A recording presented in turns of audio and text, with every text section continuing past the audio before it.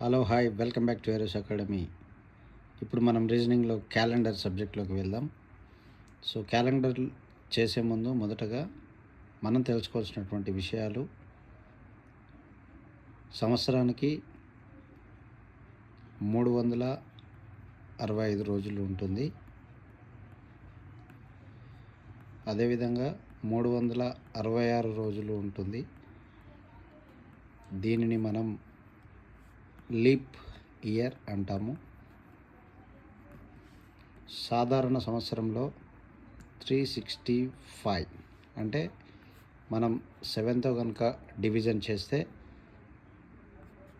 5 35, so 1 add day వస్తుంది. So అంటే 52 weeks 1 add day,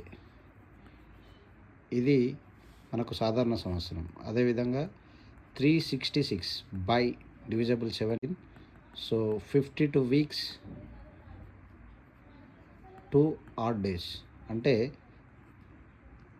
మనం ఏదైతే వీక్ తర్వాత డేస్ మిగులుతో వాటిని ఆడ్ డేస్ అని పిలుస్తాం. సో కాబట్టి లీప్ ఇయర్ని ఎలా ఐడెంటిఫై చేస్తామని అంటే డివిజబుల్ బై 4.